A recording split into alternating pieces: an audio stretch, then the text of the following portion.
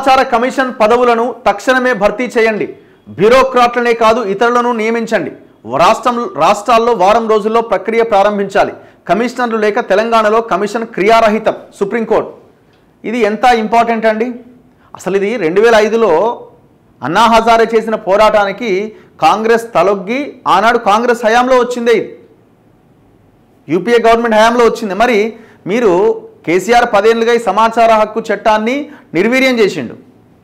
మరి మీరు తెచ్చిన చట్టాన్ని మీరు కాపాడుకోవాలి కదా. 11 నెలలు అవుతుంది, ఇంతవరకు దాని కమిషన్ లేరే.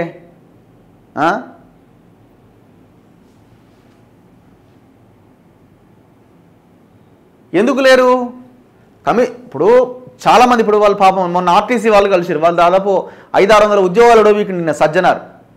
వాళ్ళు ఆర్టీఐ కింద అప్లికేషన్ పెడితే ఆడ కమిషనర్ లేడా, మా దగ్గర ఏమి ఇన్ఫర్మేషన్ లేదని వాళ్ళు చాలా అప్లికేషన్స్ని పక్కన పెట్టేస్తున్నారు ఎవరైనా ఆర్టీఐ కింద అప్లై చేస్తే.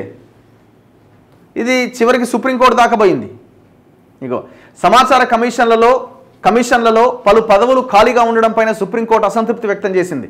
వాటిని తక్షణమే భర్తీ చేయాలని మంగళవారం ప్రభుత్వాలను ఆదేశించింది. పదవులు ఖాళీగా ఉంటే ఆ సంస్థలు ఉండి ఏమి ఉపయోగమని ధర్మాసనం వ్యాఖ్యానించింది.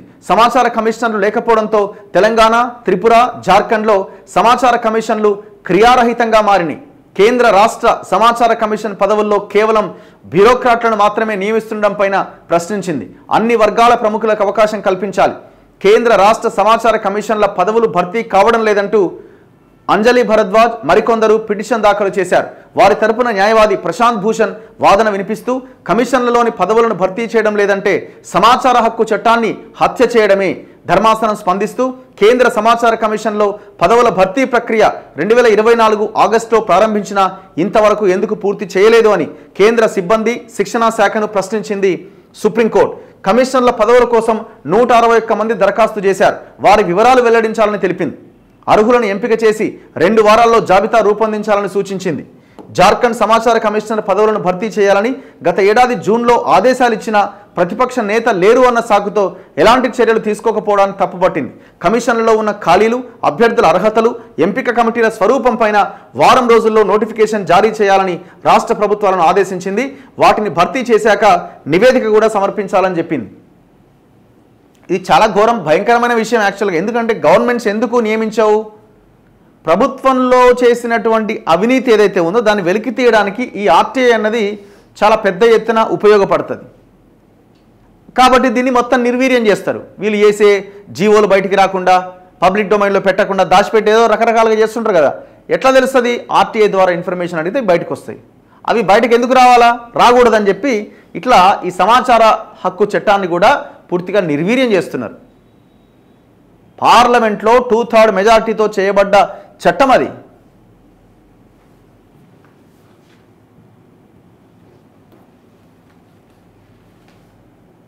మరి మళ్ళీ ప్రజాపాలన గురించి మాట్లాడాలి. మరి మీరు ప్రజాపాలన అయినప్పుడు గతంలో కేసీఆర్ 10 ఏళ్ళుగా ఈ శాఖని ఈ కమిషన్ నిర్వీర్యం చేసిండు. ఆయన ఏదాన్ని నియమించలే.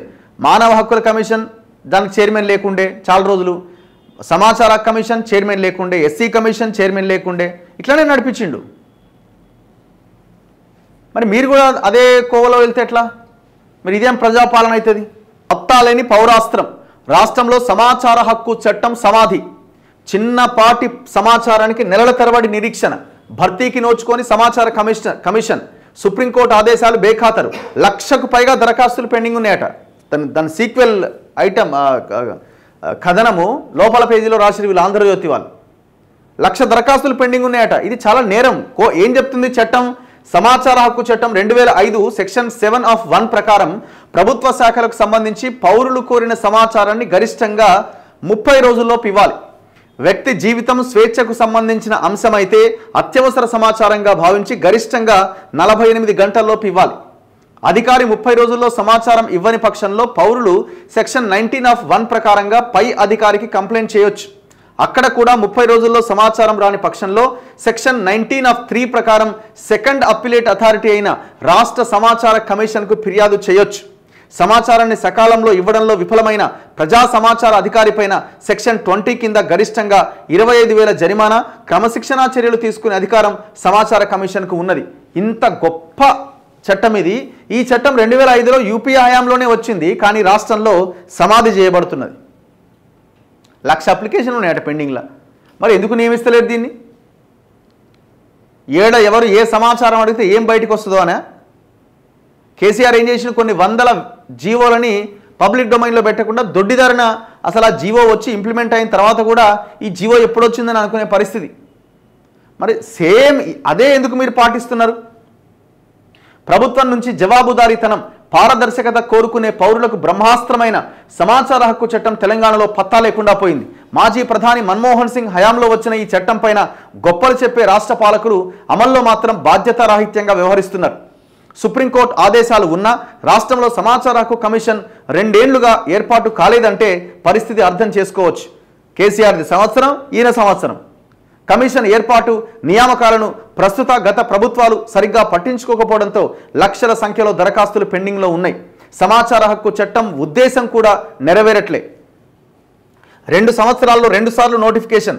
Nehru outer ring road private లీజుకు సంబంధించి ప్రభుత్వం కుదుర్చుకున్న ఒప్పంద వివరాలు అందించండి అని ఎంపీ టీపీసీసీ అధ్యక్షుడు హోదాలో ప్రస్తుత సీఎం రేవంత్ రెడ్డి సమాచార హక్కు చట్టం కింద హెచ్ఎండిఏకు దరఖాస్తు చేసుకున్నారు. ఇందుకు అధికారులు స్పందించకపోవడంతో ఆయన ఏకంగా హైకోర్టును ఆశ్రయించిండు. అంతేనా, తాము అధికారంలోకి వస్తే సమాచార హక్కు చట్టాన్ని రాష్ట్రంలో పక్కాగా అమలు చేస్తామని అప్పట్లో ప్రకటించారు. ఆయన అధికారం చేపట్టి ఏడాది పూర్తయింది. సమాచార కమిషన్ నియామకం జరగలే.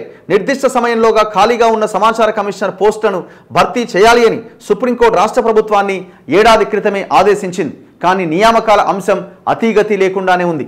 నిజానికి సమాచార కమిషనర్ల నియామకం పైన గత సర్కార్ 2023 జూన్లో నోటిఫికేషన్ జారీ చేసింది.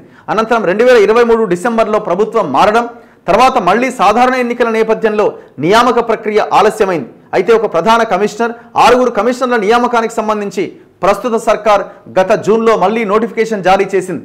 చాలామంది దరఖాస్తు చేసుకున్నారు. రాజకీయ జోక్యం లేకుండా నియామకాలు జరగాలని సీఎం రేవంత్ రెడ్డి అప్పట్లో అధికారులను ఆదేశించారు. ఆ దిశగా కసరత్తు చేసిన అధికారులు ఒక జాబితా సిద్ధం చేసి ఇంటెలిజెన్స్ విచారణ కూడా చేపట్టింది. కానీ నియామక ప్రక్రియ పూర్తి కాలే. అయితే సమాచార కమిషన్ నియామకాల అంశంపైన సుప్రీంకోర్టు మంగళవారం మరోసారి ఆగ్రహం వ్యక్తం చేసింది. మరి ఇప్పటికైనా బుద్ధి వస్తుందా? గవర్నమెంట్కి రాదా?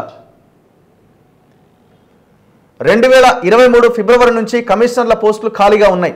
ప్రభుత్వ విభాగంలో కోరిన ఏ సమాచారమైనా గరిష్టంగా 30 రోజుల్లో ఇవ్వాలి. అసలు ఎంత ఘోరం అంటే, పోయిన గవర్నమెంట్లో ఆ ప్రభుత్వ ప్రధాన కార్యదర్శిగా ఉన్న సోమేష్ కుమార్ ఏకంగా ఆర్డర్ ఇచ్చేసిండు కింది స్థాయి అధికారికి, ఎవరు ఇన్ఫర్మేషన్ ఇవ్వద్దు పై స్థాయి అధికారికి పర్మిషన్ లేకుండా అని. జనం దుమ్మెత్తి పోస్తే మళ్ళీ వెనక్కి తీసుకున్నాడు. ఏం తేడా ఉంది వాళ్ళకి మీకు? మరి మళ్ళీ ప్రజాపాలన